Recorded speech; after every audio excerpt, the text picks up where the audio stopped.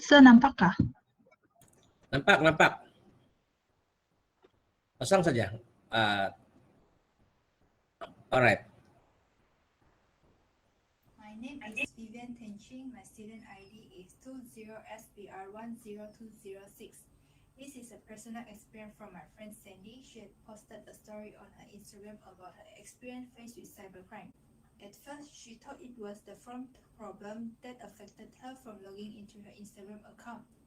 She tried to log into her account again the next day because she had said experiencing technical difficulties don't accept valid password for a short time.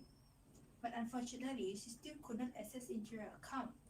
Although she was 100% sure that the username and password she entered were correct. A notification then popped up said that the password was entered incorrectly. She realized that her account might be hacked because it's likely that a hacker has logged in using her password and changed it to keep her out. Some of her relatives and close friends received messages from the hacker posing as Sandy and pretending to ask them to log into a website in exchange for a price, but before that they need to make a payment. Since Sandy has done some online business, few of them just make the payment directly without much consideration.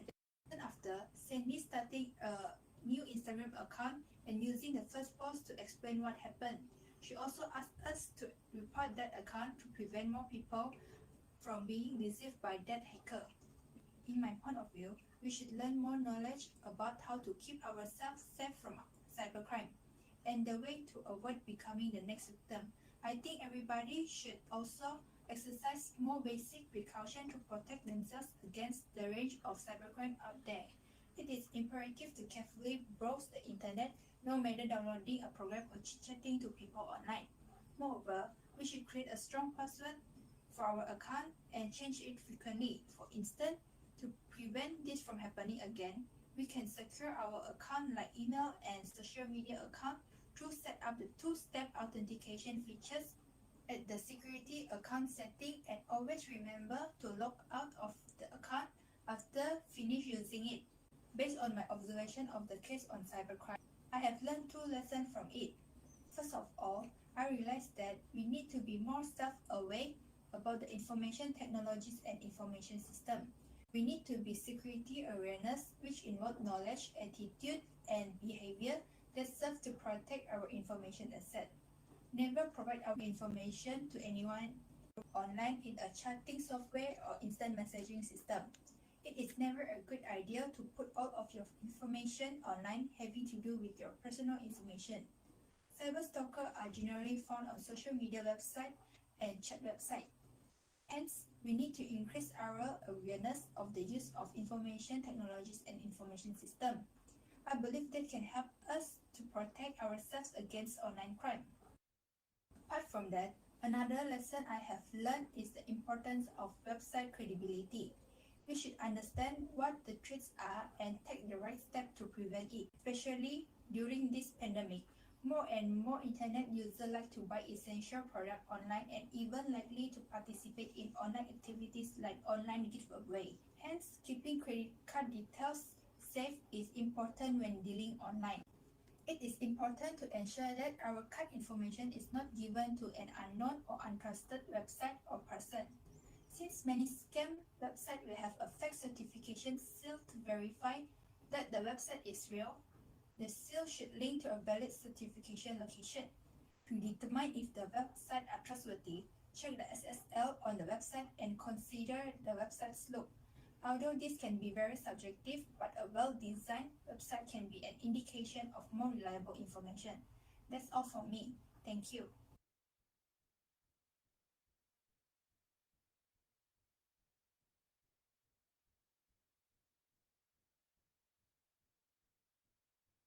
Good afternoon, sir. My name is Ling Su Sing. My student ID is 20SBR10196. Today, I will share my personal experience and thoughts. This is the personal experience for my relative, James. James is a very careful and smart person. He did not expect that he would end up in the hands of scammers and was defrauded of 5 figures of money. One day, when James woke up, he suddenly received a call from a Malay lady in Lembangan Hasil Dalam Negeri, saying that someone had stolen his identity card number and registered in Kuantan company under his name and owed a tax back of 15,000. This scammer is very clever. She told my relative in detail. She also pretended to be a police officer to persuade my relative to take a confession. Afterwards, James gave her the required confession, and then the scammer gave my relative a link to download an app to help him solve the problem of false debts. Then, James filled in all his bank information that should not be filled in. After filling in, James immediately received a message that notified of his money has been transferred away. At that time, James knew that he had been caught by a cyber scammer. I feel depressed whenever I think that even my relative has experienced. Despite the past few months, I will never forget the experience of my relative told us, because being cheated 15,000 is not a small amount of money. Moreover, in the recent state of MCO, I have seen a lot of news about many victims being scammed by scammers or cyber scammers. This because most people stay at home, so they are more actively purchasing items online. If the other person asks you to provide bank details, do not reply and hang up the call immediately. Consumers should remember that cyber criminals and scammers are very active while at home.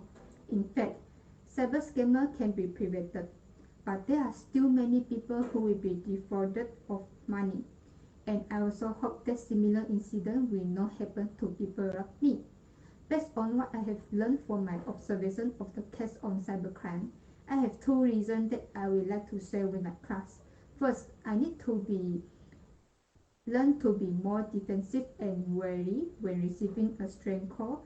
From James' personal experience, I have learned that we should not respond to any stranger calls, especially when they ask for your personal details for remote access. You should immediately deny access and hang up the calls even if they know all the information about you. Secondly, I learned from James' experience about the importance of vigilance. We need to be vigilant when we conduct online transactions or receive a call from a stranger, and should be beware of any request for your personal detail or money.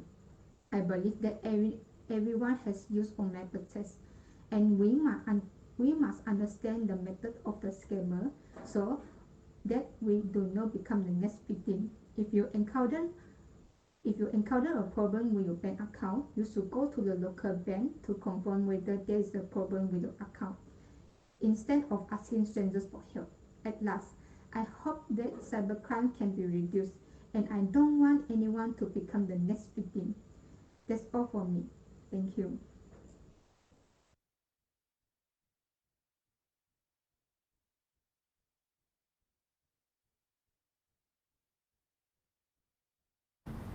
I'm Sarifin Tampuitong. My student ID is 20SBR049885. Today I'm going to share my personal experience about cyber crimes. My first experience faced with cybercrime was happened in 2019. At that moment, I was having my lunch with my friends in the college. Suddenly, my friend told me that she could not log into a social media account, which is a Facebook account. She had tried many possible passwords that she has used it before to log into an account, but unfortunately, all the passwords she has tried still could not log into her Facebook account. At that moment, we realized that her Facebook was hacked by someone and changed her passwords. She was very worried about it because all her personal information consists in her Facebook account. It is very dangerous, and it is possible that all her information may be stolen by the hackers. After getting all the helps from our friends, finally she can log into her Facebook again. Luckily, the hackers did not use her Facebook account to do any illegal activities. After experiencing this incident, we must always remember to log out our account while we are not using it, and do not share any information, any sensitive information on our social media account. I feel sad and disappointed to the cybercrime atmosphere in Malaysia. When during this pandemic season, everyone can avoid heavy online shopping. Therefore, everyone should pay more attention to it because cyber criminals take advantage during this pandemic season. Based on what I have learned from my personal experience, all of us must comply to our country law. Every country has its own law. We as a Malaysian, we must comply to our Malaysian law because it is our responsibilities. If every Malaysian did not comply with the rules, did not follow the rules, I believe that our country may become turbulent. Based on here, it shows us how important a law for a country.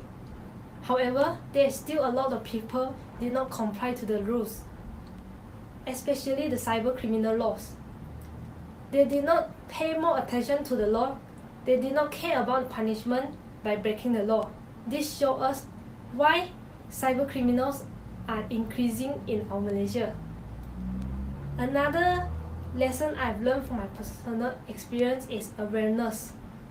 We are living in a digital world where everything has been taken by the internet. Therefore, we must have strong awareness while using the internet network or personal info or social media account. Because when we are access to the internet network, our personal informations are shared to everyone. It is possible that the hackers or cyber criminals can steal our information. So, having strong awareness while using the internet or social media platform is the key to keep ourselves safe and avoid to being the next targeted victim by the cyber criminals. That's all from me. Thank you.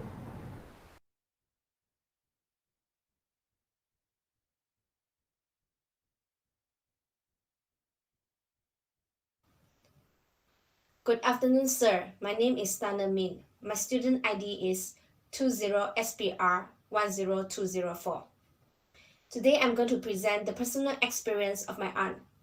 Last year, my aunt has experienced a phishing scam which she regretted forever. She is a very attentive and cautious person and never thought that someone would ever scam and steal her money. This cybercrime was happened on the day when she received a few messages which she thought was from her friend, but actually was from a scammer. The scammer hacked into a friend's phone and sent messages to my aunt. The scammer asked my aunt to buy some health products online together so that they can get a better discount. My aunt thought that these messages were from her friend because she always buy items with her friend online. As usual, when she and her friend wanted to buy something online, she would transfer money to a friend and ask her to buy. Therefore, my aunt did not doubt or question the authenticity of this message. Without much consideration, my aunt transferred money through online banking to the account given by the scammer. My aunt transferred 3,000 ringgit to the bank account. Few days later, my aunt made a phone call to a friend asking about the details of the product. My aunt's friend was very confused about the question she asked. They questioned each other and realized that they were scammed, and her friend found out that her phone was hacked by scammers. The reason why her friend was being hacked by scammer was because she clicked into the link that leads to a fake website where she gained all her personal informations. At last, we did not report this crime to the police because my aunt did not lose a big amount of money. In order to prevent someone getting hacked or cheated again, out of our family member posted warning messages in Twitter and Facebook. Until now, whenever my aunt talks about this crime, she felt so much regret that she never take much consideration before transfer the money. When the scammer gives her the bank account that she never seen before, she did not suspect it and straight away transfer it without phoning her friend. She just believed the scammer and end up losing 3,000 ringgit. Based on what I've learned from this cybercrime, I've learned 2 lessons I wanted to share with my class. First of all, we must be more careful to any messages and email received from known and unknown contacts and accounts. Even though the contacts may be familiar, it can be the scammer impersonate someone to scam you for money. To prevent a scam, we should be more attentive to the content of the messages. When the messages were asking for money, we should be more cautious to the message by identifying whether it is true or not. We should not feel troublesome to identify the authenticity of the account. Second lessons that I have learned was that we must be careful not to click into the unknown link that directs to the fake website. We should have knowledge to identify what kind of website is fake by checking the URL, checking the details, and look closely to the content. That's all for me. Thank you.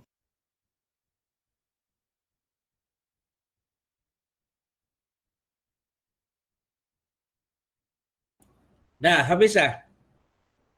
Ibit. Ya, habis sudah. Oke, cybercrime kan? Ya. Oke, cybercrime ya. Oke, so I listen every lesson, every suggestion, every experience from your group. So for information lah, everybody that what they are share with us, you must be alert about the cybercrime, because they have too many way how to what we calling as scam us. So right, thank you for the sharing, and I understand that the whole of the presentation is interesting. Okay, and then thank you for the collaboration each group. So I think the record is one shot lah, one shot only. So thank you. And the next group, Edison, please present your group video. Thank you. Okay.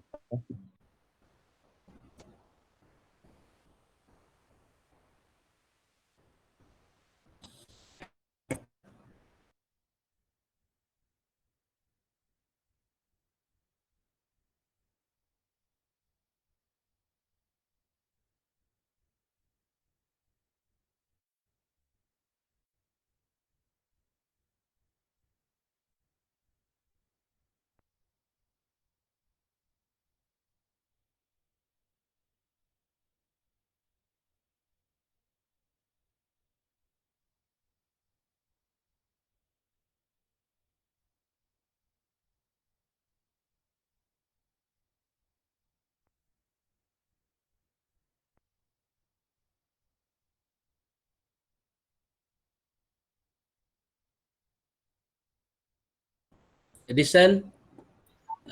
No sound. Uh,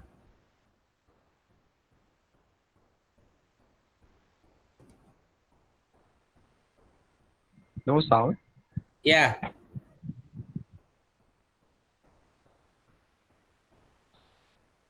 In my record, yes, you have sound.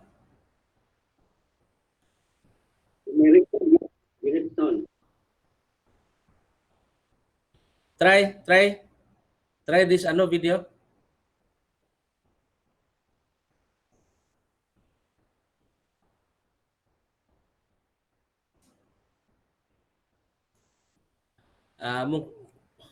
Tiada. Cek balik lah. Cek balik. Tempat saya ada sound. Coba tempat kau dulu.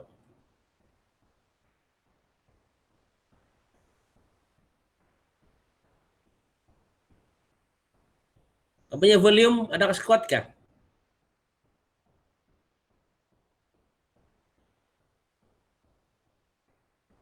Ada, sir. Dalam video saya, dalam yang kamu bagi saya ada sound. Coba dulu balik kamu punya.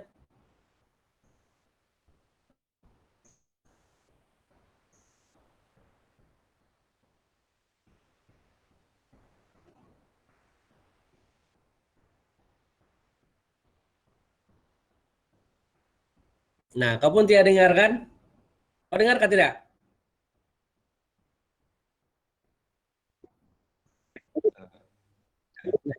Saya tahu. Tidak, sir. Kenapa tuh?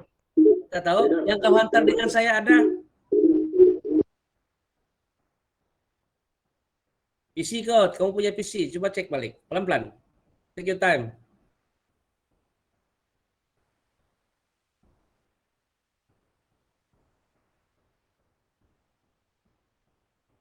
Tes balik, tes balik.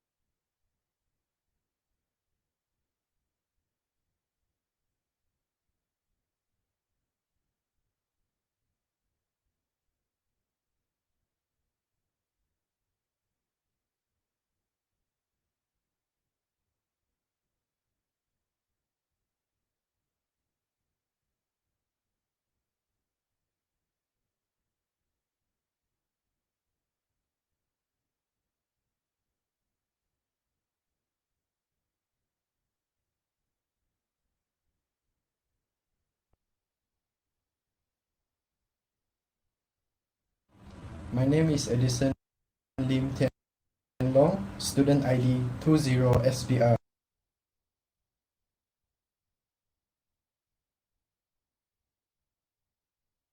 Okay, sir. Ada sudah. Oke. Go ahead.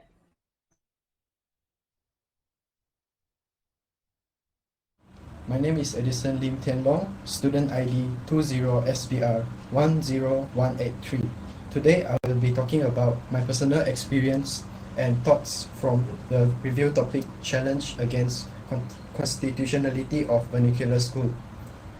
As a child that grew up in a Chinese family, I strongly believe that vernacular schools help me to have at least some basic lingual and knowledge in my mother tongue language. And I do believe that others will agree with it too. Back in the days while studying primary school at SJKC Peiwen Ranao, I was forced to learn Mandarin subject which I hated a lot because it was extremely difficult. And today I am glad that I chose to learn the subject even though I did not score well in exam, but it did add a ton of benefits in my life.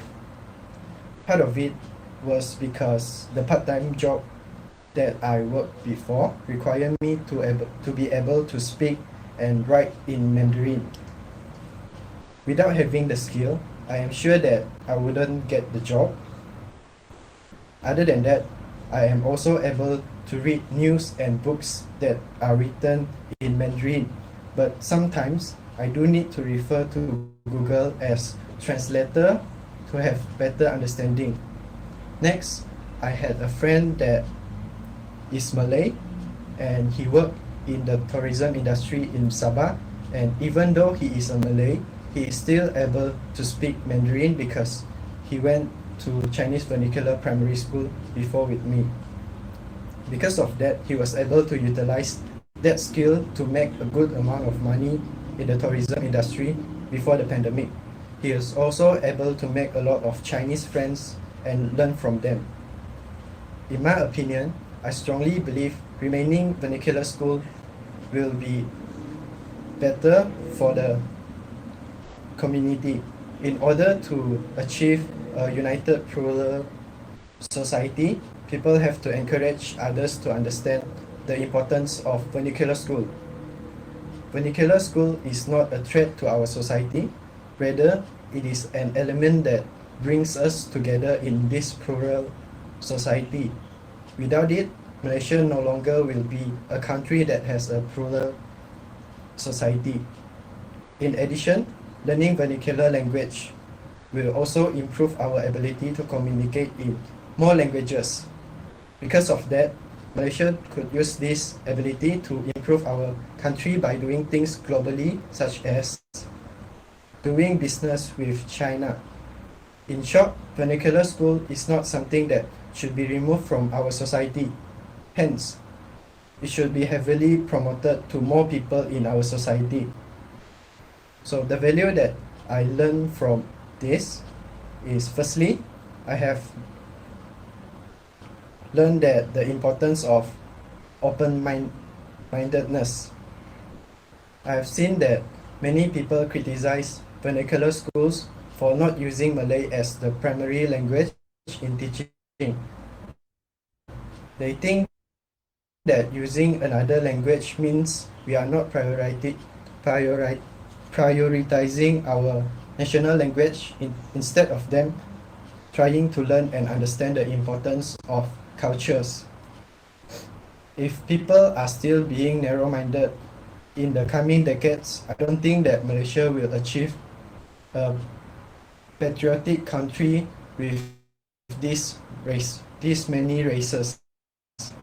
In my opinion, I think that people should be more tolerant and accepting of what is already built in the community than try to improve the situation rather than blaming on vernacular school. In this way, it will create a more harmony and loving environment in the country.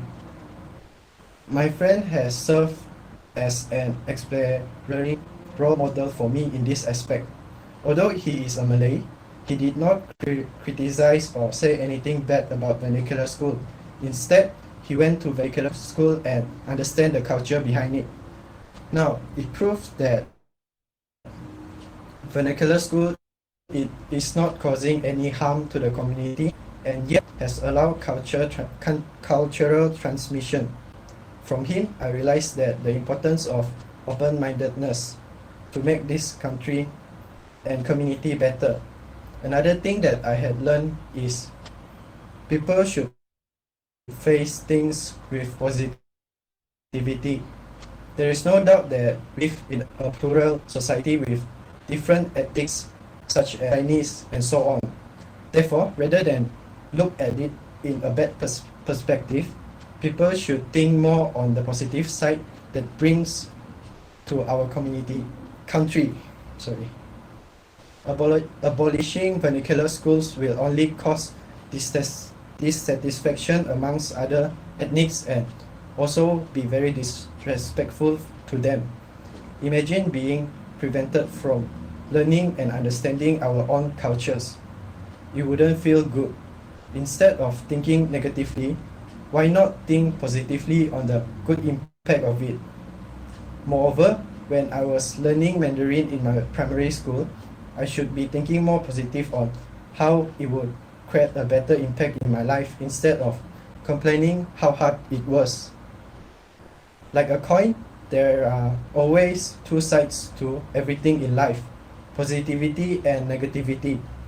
Therefore, I think we should always focus more on the positive side regardless of how difficult it is. That's all from me. Thank you.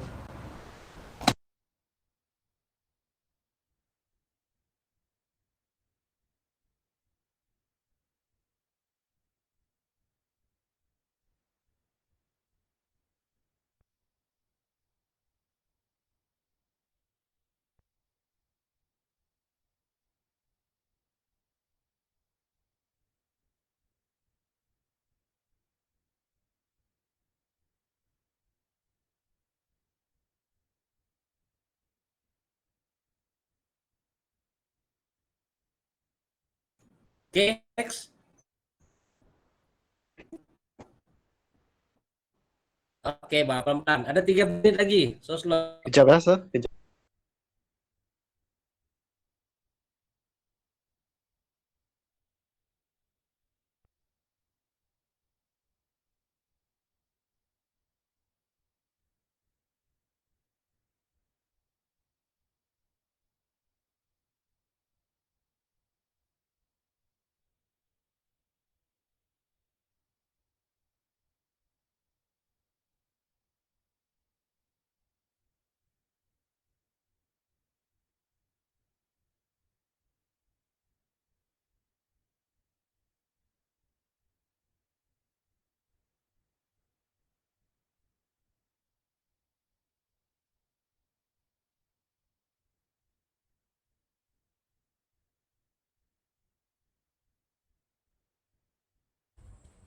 My aunt's daughter grew up in an English-speaking family.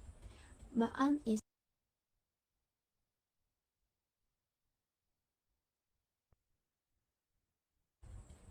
My aunt's daughter grew up in an English-speaking family. My aunt is an urban girl who goes to an English medium school, and her husband is a kampong boy who grew up in a multiracial environment and is the last group in the English medium school. Since they grew up in this environment, neither of them speak Mandarin, but they speak Malay and English fluently. Therefore, they decided to send their daughter to a Chinese vernacular school so as not to miss her chance in future life, because their daughter does not know much Mandarin. In addition, my aunt hopes that her daughter will learn, entertain, and progress with other students in a multi-ethnic environment. My aunt told me that when her daughter came to school on the first day, she hardly dared to speak because the classmates were chatting in Mandarin. As a result, her daughter lost her academic and social skills during the first few months of her first grade. Fortunately, under the leadership of the teachers and classmates, her daughter quickly integrated into this environment, and as a result, she has made great progress in both academic and social skills. In my opinion, I think the vernacular school needs to be retained. This is because the experience of my aunts told me that the vernacular school is not because it does not promote the role of race or ethnic integration. The vernacular school not only maintains the language of ethnic minorities, but also maintains their culture and identity. My aunt's daughter not only learned one more language but also learned the unity and integration of the nation. In addition, I realized that using different languages in elementary school makes us face more challenges when we are young. Why don't we have the same learning experience as everyone else? Many of us are not stupid, but not everyone can master multiple languages academically. Therefore, why can't all of us have a unified education system? What we need is to promote children with opportunity to learn other Malaysian languages in regular courses through trilingual teaching rather than simple extracurriculum courses like the current schools. Based on what I have learned from my aunt's experience of the case on vernacular school issues, I have two values that I have learned to share with my class. First, I realized the importance of racial tolerance. Regardless of race or identity, we all need to tolerate each other and give appropriate help. The classmates did not exclude my aunt's daughter because of the difference in race and language, but actively encouraged and helped. In addition, I have discovered that in Malaysia, a multiracial country, it is a great benefit for children to learn different languages.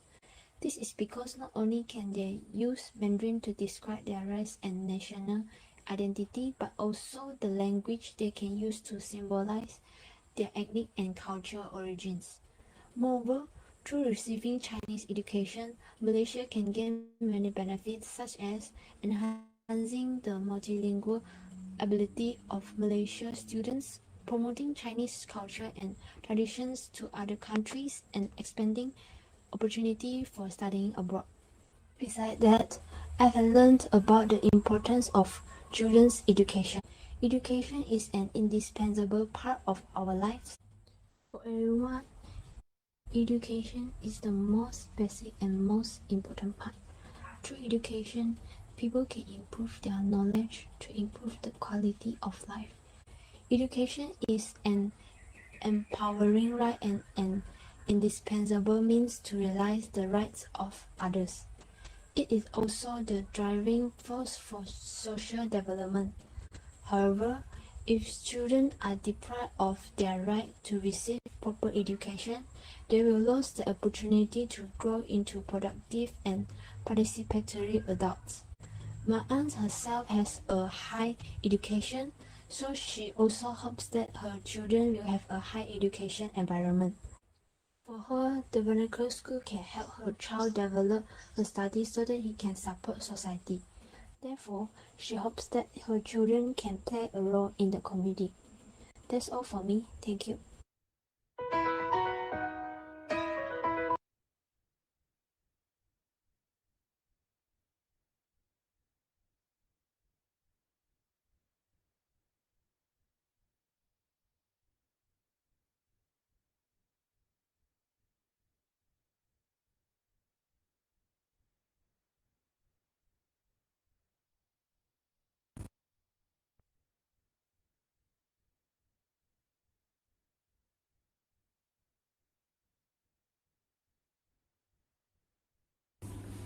Greetings to Mr. Muada and all my fellow classmates.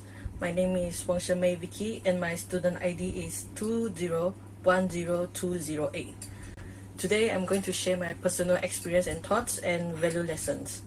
I've been studying in both vernacular and non-vernacular schools. I studied my primary school in HKC St. James, while I studied in Sabah Tuni Secondary School during my high school. When I was young, I only get to communicate with family and cousins who are called Chinese. And all the time, smartphone or any internet resources are not commonly used. During my primary time, I felt surprised when I walked into the class as I saw not only Chinese. There are races such as Indians, Malays, Imbans, and others in the same class with me. I felt very scared and shy when I was young. I didn't know that there are other races are having different skins other than me. I asked my parents, why am I with class with those who are different from me? My parents answered me that together. After their explanation, I felt happy that I could know other people who are from different races and cultures. I also felt happy that we think it is back my parents had let me to study in vernacular school when I was young, so that I could get to study other languages such as English and Chinese and Malay. In vernacular school, I get to know a lot of knowledge about other races as I found their living habits have a big difference than Chinese. Besides, during my time studying in Sabah Chuntin Secondary School, I felt different, as all my classmates are either Chinese or only Chinese. They might only have 10 students who are in different races, and the 10 students are mostly being arranged into a class which is called a lower Chinese class. While I'm studying in Sabah Chuntin Secondary School, I also while I was studying in Sabah Chuntin Secondary School, we also study Bahasa Melayu, English, and Chinese, which there are no difference with vernacular schools. Our teacher has taught us to respect and communicate well with other races as we are living in Malaysia. Every year, Sabah Chuntin Secondary School will request their students to do some artwork to decorate our classroom. In Sabah Chuntin Secondary School, I get the chance to study in lower Chinese class also. I met new friends who are in different races such as Malays and Indians. In my opinion, vernacular school did not give any negative information regarding Malaysia's race problems. They even teach us to be unity as this is Malaysia, a country which from many races. In short, no matter where the person is being educated, if the people love the country, they will. If it is not related to either they are educated in vernacular or non-vernacular school. One of the values that I learned is everyone should respect each other. As when we start respecting each other, conflict will be decreased and everything gets solved easily. Every school, including vernacular or non-vernacular school, will teach us to respect each other as Malaysia has different races. The person themselves should learn to respect each other. There is nothing to do with the school they have studied. Everyone should also put away all the negative thoughts regarding if the people who study in vernacular school are the ones who are poor and the ones who study in non-vernacular school are rich and disrespectful. These are not I had studied in both vernacular and non-vernacular school. These are the thoughts which will cause conflict and disrespect between each other, especially within races. Everyone should try to know others by heart but not from others who keep giving negative information. If everyone learns from If everyone learns to respect each other, Malaysia will be a better country as there are less conflict between each other. Besides that, I also learned to tolerate. In Malaysia, it is a must to learn Malay and know how to talk in Malay. Other races such as Chinese and Indians tolerate it, as it is a very important communication tool while living in Malaysia. By studying in vernacular school, Malaysians get to learn at least the basis of Malay language. This could help us to build a harmonious living life in Malaysia. In vernacular school, we also get to learn the cultures for other races, which we could get to know what we are doing, and we cannot do during some special festivals such as Chinese New Year. Black color is not advised to wear. When other races such as Malays want to visit their Chinese friends, they will tolerate to wear red color shirts to visit them in terms of to tolerate and respect each other. Last but not least, vernacular school and non-vernacular school are not the main reasons to make the person to be not patriotic to the country. It is based on how the person behave. Thank you.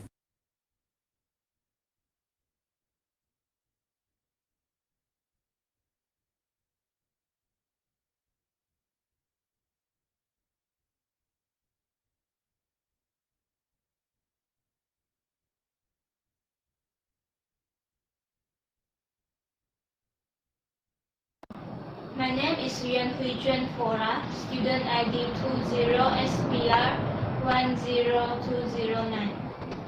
Today, I will be presenting my personal experience and thoughts from the review topic, Challenge Against Constitutionality of Vernacular School.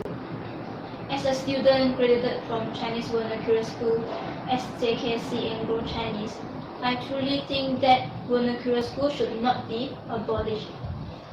I still remember the time when I first came to SJKC Anglo-Chinese. I was so strained with the Chinese who was using because my family often used Hakka in communicating with me. So during that time, my Chinese was not even fluent. After years of study in SJKC Anglo-Chinese, my Chinese has improved a lot. I am glad that I attended to Chinese vernacular school so that my Chinese roots have not been forgotten. Besides, my Malay language also improved a lot. This was probably because I was always surrounded by a group of Malay students in the classroom. I still remember a time when I asked one of my Malay classmates about the reason why she studied in Chinese vernacular school. She told me her parents wanted her to have the advantage of knowing a third language. There is no doubt that the national language is the Malay language, but to me, it is always beneficial to learn more languages. I believe the national unity of Malaysia will not be hindered even if the main medium of instruction is not the national language. During my years of study in SJKC Anglo-Chinese, I can see the school effort in promoting national unity. For example, every year, all the students, regardless of what races we are, we celebrate Chinese New Year, Hari Raya, and also Deepawali together in the classroom. We work in a team to decorate the classroom, prepare performance, and enjoy the celebrations together. Although we have different mother tongue, culture, and tradition, but we still able to get along well with each other. I believe the main medium of instruction used by vernacular school will not be a problem to the national unity in Malaysia. Therefore, vernacular school should not be abolished. There are some values I have learned from my personal experience and thoughts. Firstly, I have learned to be open-minded. Although vernacular school is not using the national language as the main medium of instruction, but we can always change our belief and perspective. The main reason Chinese or Tamil vernacular school exists are to promote the Chinese or Indian cultural values and languages. To some people, streamline all the school into using national language is able to promote national unity in Malaysia. But to the Chinese and Indians, this action can eradicate their cultural value and languages. We should try to consider the perspective of others Chinese and Indians instead of obstinate with our one-sided thinking. We should be open-minded to new culture and consider the view and perspective of the others. The next values I have learned is the importance of practicing tolerance. In a multiracial and cultural country like Malaysia, I have learned that we should be tolerant rather than keep on arguing about the method of instruction used by vernacular school. If we insist of abolishing vernacular school because of the languages, conflict between races in Malaysia may be worse due to the resistance from the Chinese and Indians to protect their views and languages. We should learn to accept languages that are different from our own, such as accept the use of Chinese or Tamil language as the main medium of instruction in vernacular school, although we might not agree with or approve of them. Sometimes, tolerance might be the best solution to the problem. By practicing tolerance, I believe Malaysians from different ethnic, culture, and religions will truly be united. That's all from me. Thank you.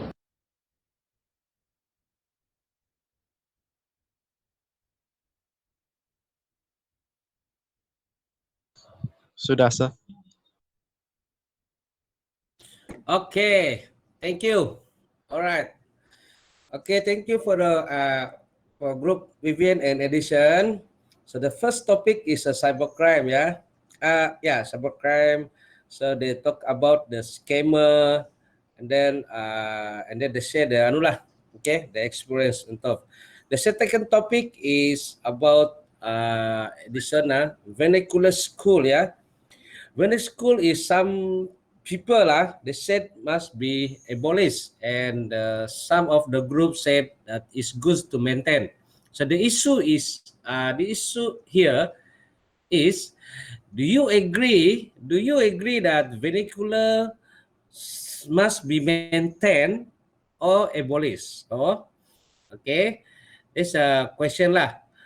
But according to the experience and sharing from the Edison group, the rationale here is, it's not about the school, yeah. It's not about the vernacular school or sekolah kebangsaan.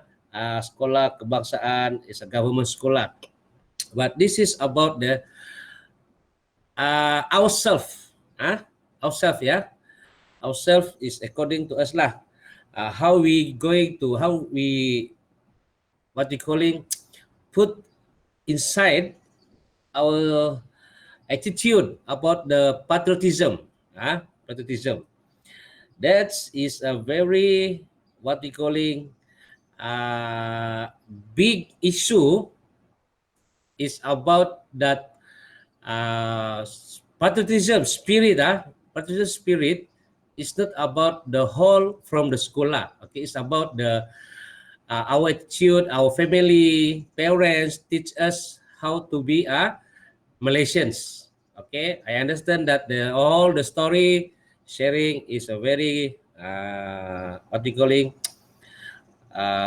touch my heart, because some of you said that it's not about the vernacular school. So for me, yes, thank you very much for this group. Okay, and then I hope the rest understand. All right, understand, and you can have things about they are sharing lah. Okay. Okay, for the next week, the group, siapa punya group ketiga? The third group. Third group is Sandra. Farah. Farah, group what? Number 4, number 3? Number 4. Number 4. Okay, so next Tuesday, group Sandra first, and then followed by group Farah. Okay. Sandra, kamu udah hantar kan? Ya. Jesse. Oke. Alright. Farah pun sudah hantar kan grup kamu? Ya. Noel sudah hantar. Oke. Saya sudah cek, saya sudah baca, saya sudah dengar semua actually. Alright. Oke. one things, it's not about comment lah. I just want to sharing lah. Okay. The first of what guidelines said is you must be show your student ID. Okay, student ID. So this is important. So I just said share with Edison that please share the others. If you don't have a student ID card, you must be screenshot from the intranet, and then you show the first minute lah, the first minute in your presentation. So, okay, siapa yang tidak ada, show kamu punya identity card, kamu ada masa 1 minggu untuk, bukan 1 minggu, hari, Vivian, kamu punya grup ada show kan student ID? Ada. Edison semua ada? Ada, Sandra? Sir. Sandra, kamu ada? Ada, Sir. Ada tunjukkan. Oke, kamu Noel? Ada screenshot kamu punya student ID depan macam tiada kan? Ada yang tiada? Saya saja tidak, Sir. Oke, Noel. Vera, kau pergi edit. Oke. Nanti saya edit. Senang saja tu edit tu. Oke, nanti kamu put kamu punya student ID. Some colleague, kamu punya the others group, some student KL, dia show dia punya student ID dari mula sampai akhir, okay? But the first one dia big lah, and then the next second dia kasih kecil di bawah, okay? Tapi it's okay, itu yang penting kamu show kamu punya student ID. Sebab itu yang dia punya nula, dia punya rules. So okay, semua menarik. Alright, that's it. See you next class. Thank you very much. Oke, Sir. Okay, Thank you. Anything mau tanya? Sobat tidak. Tidak, sobat tidak. Oke, kita make it simple lah. So take rest lah. Oke. So kita jumpa next class. Alright. Bye bye. Oke, Sir. Thank you. Welcome. Thank you, Sir. Welcome.